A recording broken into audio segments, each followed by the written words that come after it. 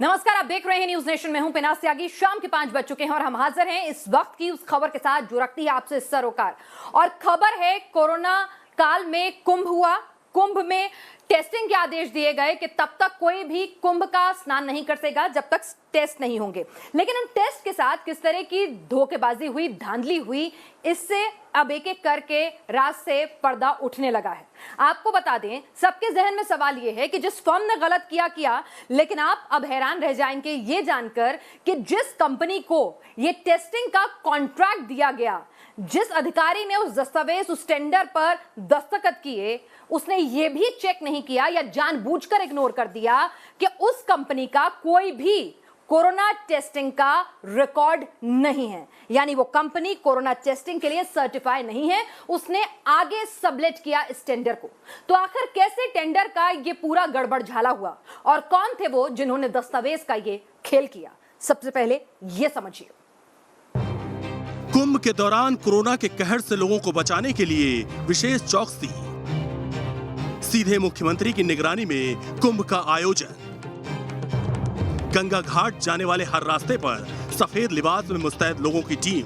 लेकिन उस वक्त लोग इस हकीकत से अनजान थे कि जांच के नाम पर उनके साथ क्या हो रहा है। बस कोरोना के नाम पर करोड़ों का खेल हो गया और लग गई लाखों जिंदगियां दांव पर।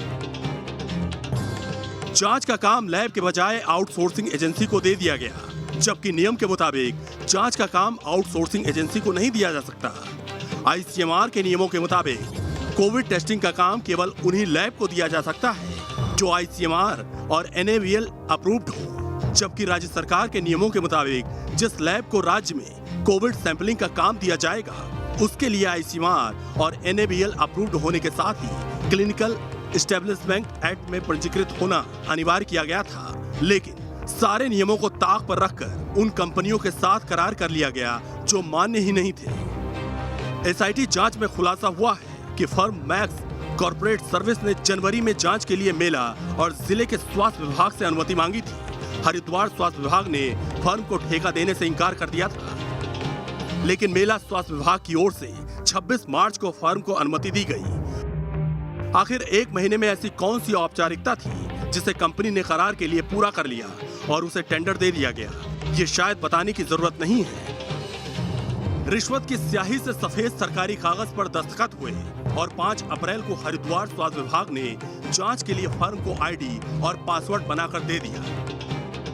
सवाल है कि जब हरिद्वार स्वास्थ्य विभाग ने फर्म को रिजेक्ट कर दिया तो मेला स्वास्थ्य विभाग के अधिकारियों ने किसके दबाव में फर्म को ठेका दिया? जाहिर है फर्म ने मान मनोबल वाली तमाम सरकारी शर्तें मान ली होंगी, लेकिन जो बातें सामने आई हैं उसके मुताबिक कुछ शर्तें ऐसी भी थी जिससे सरकार के साख बची रहे और कोरोना जांच के नाम पर लोगों की आंखों में आसानी से धूल झोंका जाता रहे। जी हाँ, वो शर्त कुछ और नहीं बल्कि पॉजिटिविटी रेट में हेराफेरी की थी। जब कोरोना का पॉजिटिविटी रेट दिल्ली में 25% से ज्यादा था, बिहार में 27% से ज्यादा, उत्तर प्रदेश में 18%, हरियाणा में 16.7%, उस वक्त उत्तराखंड के हरिद्वार में पॉजिटिविटी रेट 0.2% बताया गया। वो भी तब जबकि कुंभ में इन्हीं राज्यों से आए लोगों का मेला लगा था। तमाम स्वास्थ्य एजेंसी 2 गज दूरी की दुहाई दे रही थी, लेकिन उत्तराखंड के मुख्यमंत्री का विज्ञान तो हर किसी से जुदा था। जाहिर है कुंभ के आयोजन को सफल बनाने के लिए सीएम साहब को लोगों की जिंदगी दांव पर लगाने से भी कोई गुरेज नहीं था। Team news nation.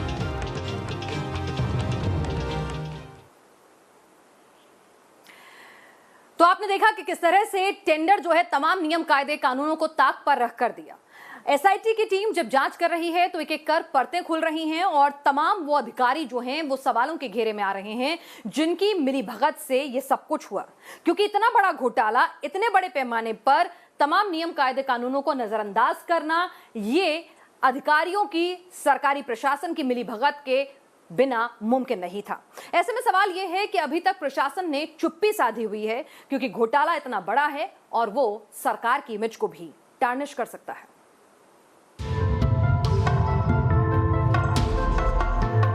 हरिद्वार में मौत का टेंडर जारी हुआ और उस पर सरकारी मुहर लगी। मुख्यमंत्री कार्यालय से सीधे तौर पर नजर रखी जाने की बात की गई, लेकिन नाक के नीचे चलता रहा खतरनाक खेल। लेकिन हर गुनाह फर्जीवाड़े की फाइल में दर्ज होते रहे, वो भी सरकारी मुलाजिमों के दस्तखत के बाद। कहते हैं कागजी कार्रवाई होती कागजी है, लेकिन गजब का दम रखती है, क्योंकि जो सरकारी फाइल कुंभ के दौरान सरकारी दस्तावेज बने, अब उन्हीं दस्तावेजों से कुछ ऐसे सवाल सामने आए हैं जिन सवालों की रोशनी में सरकार की गर्दन फंसती नजर आ रही है। आखिर क्या थे वो सवाल जिसकी चर्चा अब हर किसी की जुबान पर है? सवाल नंबर 1, क्या कोरोना जांच के कॉन्ट्रैक्ट के कागजात पर दस्तखत होने से पहले जिन कंपनियों को जांच का जिम्मा दिया गया वो ICMR से अप्रूव थी? अगर नहीं तो ऐसी कंपनियों को जांच की जिम्मेदारी किसने दी? सवाल नंबर 2, जिस कंपनी ने जांच में पॉजिटिविटी रेट 13% बताया, उस कंपनी को आगे कॉन्ट्रैक्ट क्यों नहीं दिया गया? सवाल नंबर 3, जब हर रोज की रिपोर्ट की जांच का दावा किया जा रहा था, हर रोज कोरोना मरीजों की तादाद बढ़ रही थी, दूसरे राज्यों में पॉजिटिविटी रेट 25 से 30% तक पहुंच चुका था, लेकिन लाखों की मौजूदगी के बाद भी हरिद्वार में पॉजिटिविटी दर 0.3 और 0.2% आती रही, उस पर किसी की नजर क्यों नहीं गई? सवाल नंबर 4, एक ही आधार कार्ड नंबर पर सैकड़ों पते दर्ज हो गए, आखिर कैसे एक मोबाइल नंबर पर सैकड़ों लोगों की रिपोर्ट दर्ज हो गई? सवाल नंबर 5, मामला सामने आने के बाद सरकार ने अब तक कोई सख्त कदम क्यों नहीं उठाया? क्यों नहीं पूछे गए सवाल DM दीपक रावत से? क्यों मेला अधिकारी से लेकर CMO तक को जांच के दायरे में नहीं लाया गया?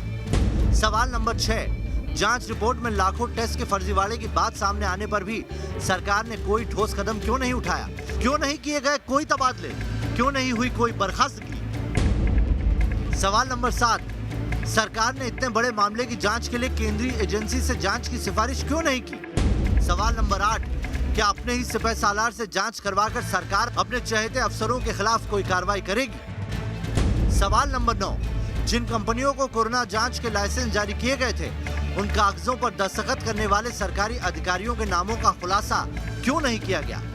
सवाल नंबर 10, मेला के मुखिया DM रावत से या फिर दूसरे सरकारी अधिकारियों से अब तक पूछताछ क्यों नहीं की जा रही है? सवाल नंबर 11, और सबसे अहम सवाल ये कि मुख्यमंत्री कार्यालय की नजर इस गोरख धंधे पर क्यों नहीं गई, जबकि हर रोज कुंभ और कोरोना को लेकर मुख्यमंत्री कार्यालय से आदेश जारी हो रहे थे।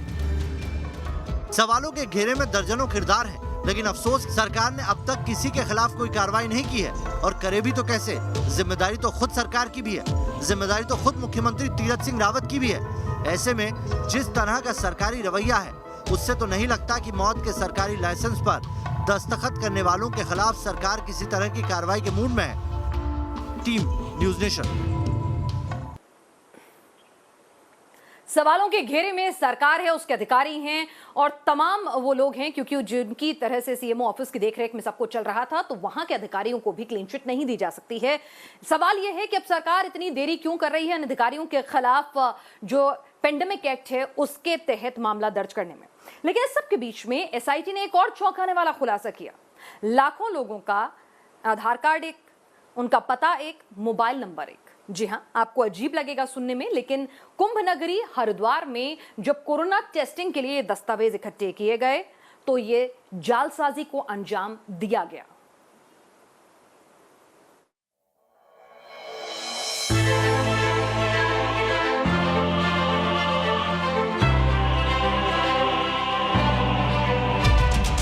आस्था का पवित्र संगम कुंभ और गंगा किनारे देश के हर हिस्से से पहुंच रहे श्रद्धालु। कोरोना काल में कहीं चूक न हो जाए, लिहाजा पुलिस प्रशासन से लेकर हर सरकारी महकमा मौके पर मुस्तैद। कोविड जांच के बाद लोगों को गंगा के तट पर प्रवेश की इजाजत। कोरोना काल में क्या मुख्यमंत्री, क्या उनके सिपहसालार सब दावा करते रहे कि किसी भी तरह के चूक की कोई गुंजाइश नहीं है। हरिद्वार आने वाले लोगों के लिए कोरोना जांच जरूरी है और जांच के बाद ही गंगा तट पर लोगों को प्रवेश देने का दावा किया जाता रहा। इतना ही नहीं, सूबे के सरहद पर बाकायदा बाहर से आने वाले लोगों को भी कोरोना जांच से गुजरना पड़ता था। अब जरा सोचिए, जब प्रशासन इतना मुस्तैद हो तो क्या किसी तरह के चूक की कोई गुंजाइश रह जाती है भला? लेकिन जांच के नाम पर क्या कुछ होता रहा, इसकी भनक तक लोगों को नहीं लगी। जहां पूरे देश में कोरोना लोगों को अपना शिकार बना रहा था, वहां कोरोना जांच और नेगेटिव रिपोर्ट के नाम पर कैसे भयानक और घिनौना खेल चलता रहा, किसी को इसका अंदाजा नहीं था। धड़ल्ले से लोगों के नेगेटिव रिपोर्ट तैयार किए जाते रहे और हजारों लाखों की भीड़ में हर किसी को शामिल होने की इजाजत मिलती रही। बहुत मुमकिन है कि उनमें से कुछ ऐसे भी लोग हों जो कोरोना से संक्रमित हो, लेकिन जब फर्ज दौलत के हाथों बिक चुकी हो तो किसी को सही गलत की कहां परवाह थी। रिश्वत की स्याही से नेगेटिव रिपोर्ट की शक्ल में सैकड़ों हजारों लोगों के लिए मौत का दस्तावेज तैयार होता रहा। सरकारी दस्तावेज कहते हैं कि कुंभ के दौरान हरिद्वार पहुंचने वाले लोगों के कोरोना जांच की जिम्मेदारी दिल्ली के मैक्स कॉर्पोरेट सर्विस, हिसार के नलवा लैब और डॉक्टर लाल चंदानी को दिया गया था। जाहिर है सरकारी आदेश के पहले सारी औपचारिकताएं पूरी की गई होंगी, लेकिन एक खास औपचारिकता भी थी जिसके बाद सरकारी अफसरों के दस्तखत मैक्स कॉर्पोरेट सर्विस के साथ अनुबंध पर हो गए। प्रशासन से इजाजत मिली और घोटालेबाज ठेकेदारों ने अपना खेल शुरू कर दिया। इसमें प्रारंभिक तौर पर 3 कंपनियां जो हैं उनके खिलाफ एफआईआर भी हुई है, लेकिन जांच का दायरा केवल कंपनियों तक नहीं है। पूरा विषय ये है कि वो घपला अगर हुआ है तो उसमें कौन कौन लोग लिप्त थे। अगर सरकारी स्तर पर कोई अधिकारी लिप्त थे तो वे भी उसी के दायरे में आने वाले हैं। कुल मिलाकर के जांच का मूल उद्देश्य जो कल्प्रिट्स हैं उनको चिन्हित करना और उनको सजा दिलाना है। ये हम नहीं कह रहे, बल्कि एसआईटी रिपोर्ट में ये बात सामने आई है कि नेगेटिव रिपोर्ट तैयार करने के नाम पर न सिर्फ कोताही बरती गई, बल्कि सैकड़ों हजारों नहीं लाखों लोगों के नेगेटिव रिपोर्ट तैयार कर उन्हें लोगों की भीड़ में जाने की इजाजत दी गई। जाहिर है टारगेट के नाम पर मेडिकल टेररिज्म का खेल खेला गया। एसआईटी ने 40 पन्ने की रिपोर्ट तैयार की है जिसमें उनके गुनाहों का कच्चा चिट्ठा है और उन अफसरों के नाम है जिनके इशारे पर मौत की मनमानी का दस्तावेज तैयार होता रहा। एसआईटी ने शुरुआती जांच के बाद इन मैक्स कॉर्पोरेट सर्विस, डॉक्टर लाल चंदानी और हिसार के नलवा लैब को नोटिस भेजा है, जिन्हें अब अपना जवाब देना है। इन्वेस्टिगेशन में हम बहुत सारे लोगों के लिए नोटिस जारी कर रहे हैं। सारे डिटेल्स जो है हम बाइक में डिवेल्स नहीं कर पाएंगे, लेकिन इन्वेस्टिगेशन जो है अच्छी गति पे चल रहा है और संबंधित को हमने नोटिस इशू कर रहे हैं ताकि जो है जल्दी से जल्दी जो है इसका जो सच है उसका सामने निकल के आ सके। जाहिर है पूछताछ में उनके सरपरस्तों के नाम भी सामने आएंगे, कुछ तबादले होंगे और होंगी कुछ बर्खास्तगी।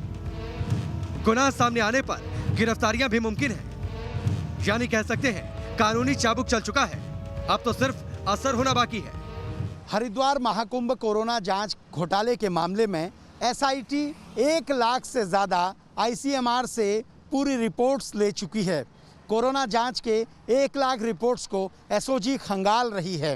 1 लाख मोबाइल नंबर्स की लोकेशन खंगाली जाएगी। ये देखा जाएगा कि ये लोग हरिद्वार आए भी थे या फिर दूसरे राज्यों में रहकर ही हवाई इनके टेस्ट हो गए। अब ग्राउंड लेवल तक एसआईटी जांच कर रही है। एसआईटी के सूत्रों का कहना है कि मामले में जो भी दोषी होगा उसे बख्शा नहीं जाएगा। वीडियो जर्नलिस्ट सोनी कुमार के साथ सुरेंद्र डसीला, न्यूज़ नेशन, देहरादून।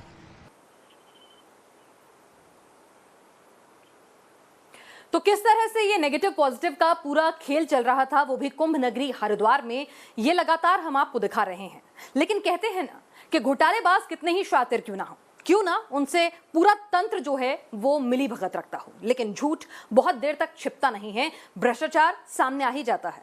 और एक एक करके अब ये भ्रष्टाचार की परतें खुल रही हैं, तमाम अधिकारी भी सामने आ रहे हैं जिनकी देखरेख में ये सब कुछ हुआ है। आखिर क्या गलती हुई, क्या लूपहोल्स थे जिससे ये पूरा का पूरा घोटाला जो है वो पकड़ में आया? देखिए, समझिए अगली रिपोर्ट में।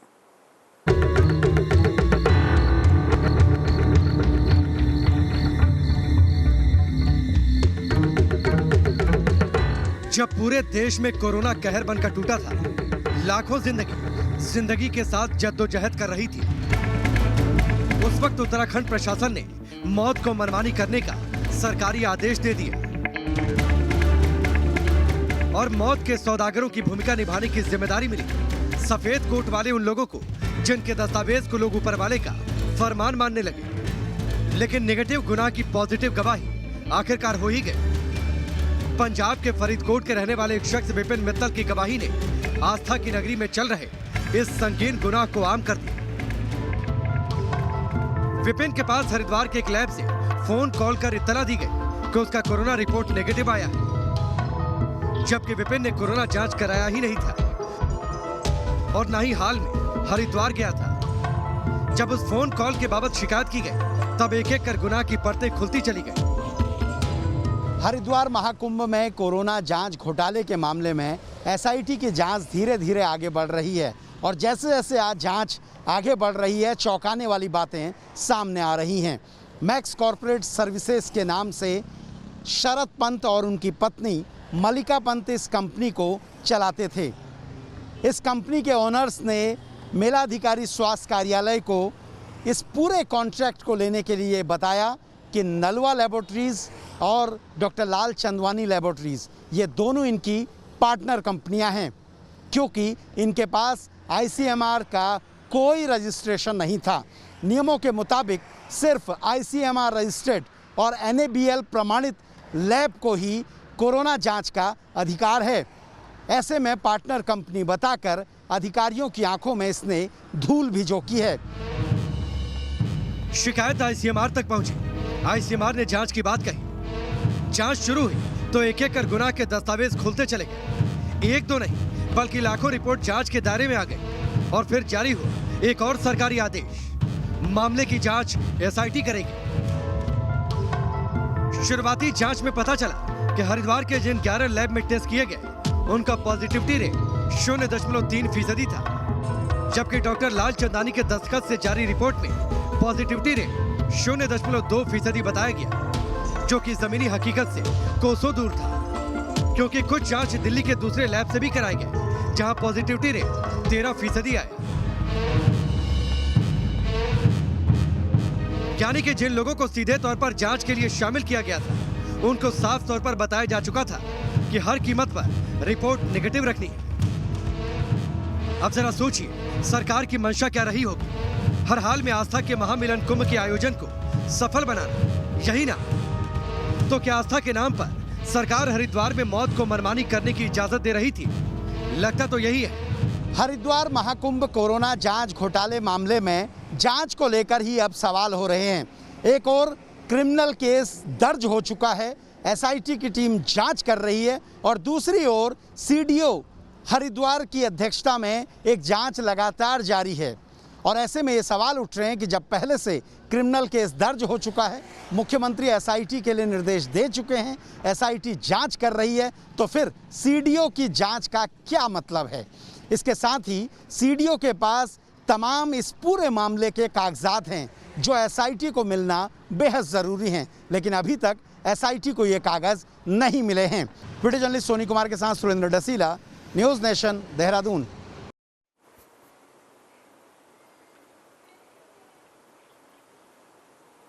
और हमारे साथ हमारे संवाददाता सुरेंद्र डसीला इस वक्त जुड़ चुके हैं, जो और ज्यादा अपडेट देंगे। सुरेंद्र, सवाल ये है कि एसआईटी एक एक कर तमाम जो पूरा घोटाला है उससे राज से पर्दा उठा रही है। कैसे इस घोटाले को अंजाम दिया गया, क्या कुछ हुआ था, क्या मॉडस ऑपरेंडी था, लेकिन हर बार की तरह से सिर्फ जो कंपनियां थी उनको ब्लैकलिस्ट कर दिया जाएगा, उनके खिलाफ शिकायत दर्ज होगी, या वाकई में वो बड़े अधिकारी, वो बड़े अफसर जो इस पूरे गोरख धंधे में लिप्त थे, जिनके सिग्नेचर से ये सब कुछ हुआ और होता रहा आगे चल के भी, उनके ऊपर भी शिकंजा कसेगा?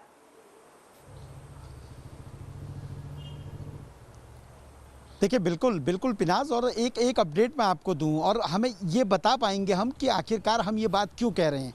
जो मुख्य आरोपी हैं मैक्स कॉर्पोरेट सर्विसेज, मलिका पंत और शरद पंत, इनको कोर्ट से आज अरेस्ट स्टे प्राप्त हो चुका है, हाई कोर्ट से। यानी ये कामयाब हो गए कि इनकी फ़िलहाल गिरफ्तारी नहीं होगी। हाई कोर्ट ने इन्हें जांच में सहयोग करने के लिए कहा है। लूप पुल्स सरकारी अधिकारी अपनी जांच में ही बना देते हैं। आपने जांच में देरी करी, आप कोर्ट में वो तथ्य नहीं रख पाए कि इनकी गिरफ्तारी आपके लिए ज़रूरी थी, और उसका सीधे तौर पर उनको फ़ायदा हुआ और हाई कोर्ट से वो अपना अरेस्ट स्टे लेने में कामयाब रहे। दूसरी बात जो आपने कही कि इस जांच को लेके, देखिए इस जांच को लेके भी सवाल उठ रहे हैं। जो एसआईटी टीम का गठन हुआ है वो एएसपी रैंक के अधिकारी के तौर पर की अध्यक्षता में हुआ, उनकी गाइडेंस में हुआ है। एएसपी रैंक का अधिकारी कैसे सीनियर आईएएस से पूछताछ करेगा, और सीडीओ, डीएम, मेला अधिकारी दीपक रावत, इनसे जब पूछताछ करनी होगी तो आपको ये आप भी जानते हैं, हम भी जानते हैं, एएसपी रैंक के अधिकारी के बुलावे पर उसकी पूछताछ पे ये लोग कभी हाजिर नहीं होंगे। बेहतर ये होता किसी सीनियर आईएएस को, सीनियर आईपीएस को जांच दी गई होती और जांच को पूरी तरीके से किया होता। बिल्कुल, यानी पहले घोटाला होता है, फिर उसके बाद गलत टेंडर दिए जाते हैं, गलत टेंडर पर भी जी सुरेंद्र, आप सही कह रहे हैं कि पहले घोटाले का पर्दाफाश और उसके बाद जांच में भी ढिलाई बढ़ती जा रही है। सवालों में रावत सरकार। इस तमाम अपडेट के लिए आपका शुक्रिया। लेकिन न्यूज नेशन लगातार इस बड़े घोटाले पर, जिसने कुंभ का नाम बदनाम किया, जिसने पेंडेमिक के वक्त में लाखों जिंदगियों को ताक पर लगा दिया, कुंभ को सुपर स्प्रेडर बना दिया, उन गुनहगारों का पर्दाफाश लगातार करती रहेगी। सवालों के घेरे में तमाम अधिकारी हैं, सरकार भी है। आपको बता दें कि किस तरह से तीरथ सिंह रावत ने कुंभ के दौरान ही नया मुख्यमंत्री पद संभाला था और उनके ऊपर दबाव, जिम्मेदारी थी कि कुंभ को सही तरीके से एग्जीक्यूट करें। उन्होंने आला अधिकारियों की, सीनियर आईएएस ऑफिसर्स की पूरी फौज जो है हरिद्वार में उतार दी थी। लेकिन किस तरह से इन अधिकारियों ने इस पूरे गड़बड़ झाले को अंजाम दिया और कौन था इसका मुख्य किरदार जिसका गुनाह सबसे बड़ा है, ये भी देखिए। हरिद्वार में कुंभ मेले का आयोजन, जाहिर है आस्था के इस महामिलन पर लाखों लोगों की आमद हर रोज दर्ज हो रही थी। आस्था की नगरी में प्रशासन मुस्तैद होने का दावा कर रहा था और मुस्तैद मुलाजिमों के मुखिया बने थे हरिद्वार के कलेक्टर साहब। जी हां, नाम है दीपक रावत। जाहिर है कुंभ के दौरान लिए जा रहे हर फैसले पर उनकी रजामंदी रही होगी। रजामंदी इस बात पर भी कि किस तरह कोरोना काल में लोगों की आमद से पहले उनका कोविड टेस्ट हो। जरा तस्वीर देखिए, आखिर किस तरह तेज तर्रार डीएम दीपक रावत मुस्तैद है। कभी शहर को भीड़ भाड़ से बचाने के लिए सड़कों पर कदम था, तो कभी कोरोना जांच करने वाले डॉक्टरों के सामने मरीजों के रजिस्टर की जांच। लगता तो यही है कि कलेक्टर साहब बेहद सख्त और मुस्तैद अफसर हैं। लेकिन जरा रुकिए, कोरोना जांच के नाम पर हरिद्वार में जिस कुकर्म की कहानी लिखी गई, उस वक्त कहा गई थी डीएम साहब की मुस्तैदी। बिना लाइसेंस की जांच किए कंपनियों को कोरोना जांच की जिम्मेदारी दे दी गई। पास की नजर रखने वाले डीएम साहब की नजर नहीं पड़ी। हर रोज जांच के नाम पर फर्जीवाड़ा होता रहा। दीपक रावत साहब की नजर नहीं पड़ी। उनके मुख्यमंत्री और उनकी मैडम समेत सचिवालय के 27 लोग कोरोना से पीड़ित हो गए। लेकिन हरिद्वार में लाखों की भीड़ में पॉजिटिविटी रेट सिर्फ 0.2% रहा। मेला के मुखिया का माथा नहीं ठनका। लेकिन गजब के तेज तर्रार अफसर हैं दीपक रावत। लाखों लोगों के साथ नेगेटिव रिपोर्ट के नाम पर फर्जीवाड़े का खेल हो गया। बड़े ही गुपचुप तरीके से सारी करतूत फाइलों में दर्ज करवा दी और जांच की आंच खुद पर नहीं पड़ने दी। ये तो कोई तेज तर्रार अफसर ही कर सकता है ना। Team news nation. एसआईटी की रिपोर्ट, उसमें शामिल अधिकारियों की सीनियरिटी को लेकर भी सवाल उठ रहे हैं और एक एक कर कई नामों के खुलासे हो रहे हैं जो रसूखदार हैं, जो उनके संबंध राजनेताओं से भी हैं।